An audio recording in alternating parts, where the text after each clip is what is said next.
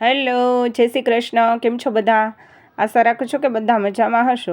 તો આજે આપણે બનાવીશું વરિયાળી શરબતનું પ્રેમિક્સ. એકદમ ઝટપટથી બની જાય એવું અને ખાલી 2 થી 3 મિનિટમાં આપણે આ પ્રેમિક્સ બનાવશું ને એટલે શરબત પણ આપણે ખાલી 1 થી 2 મિનિટમાં બનાવી લેશું. તો એના માટે આપણે સૌથી પહેલાં આપણે અહીંયા વરિયાળી લેશું 50 ગ્રામ જેટલી અને થોડાક આપણે આખા મરી લેશું અને અડધી ચમચી જેટલું જીરું લેશું. આનાથી છે ને વરિયાળીનો જે શરબત આપણે બનાવશું ને એકદમ સરસ એવો ટેસ્ટ લાગશે એમ.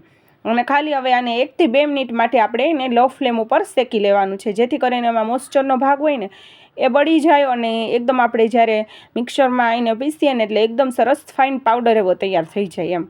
એકદમ સરસ આ રીતનું આપણે શેકી લઈશું. હવે એને આપણે 1 થી 2 મિનિટ માટે ખાલી ઠંડુ કરી લઈશું અને પછી ઠંડુ થઈ જાય ને એટલે મિક્સરના જે નાનું જાર હોય ને આપણે જે ચટણી બનાવતા હોય આપણે એમાં નાખી અને આપણે એને એકદમ સરસ આપણે ફાઇન પાવડર એવો પીસી લઈશું. હવે આપણો વરિયાળીનો પાવડર એકદમ સરસ દળાઈ અને તૈયાર થઈ ગયો છે.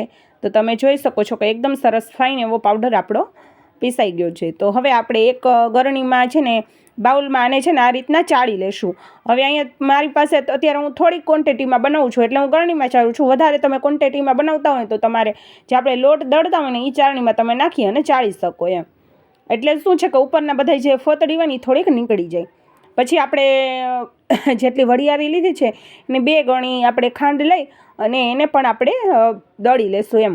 અને પછી એને આની સાથે આ પાવડર જે આપણે વરિયાળીનો બનાવ્યો છે એમાં આપણે મિક્સ કરી દઈશું અને આપણે અડધી ચમચી જેટલો ચાટ મસાલો નાખીશું. જો તમારે ન નાખવો હોય તો તમે સ્કીપ પણ કરી શકો, એમને પણ બહુ જ સરસ એવું લાગે છે શરબત.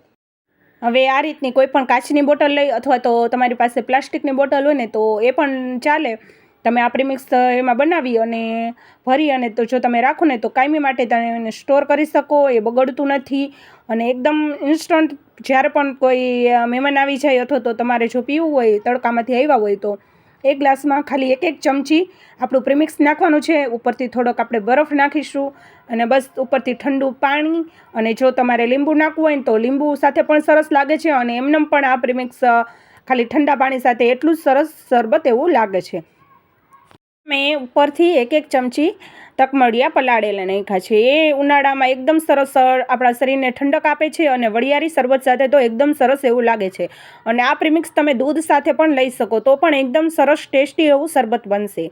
તો તમે પણ આ ઉનાળાની સિઝનમાં મારી આ રીતે વરિયાળી શરબતનું પ્રીમિક્સ એકવાર બનાવીને જરૂરથી ટ્રાય કરજો.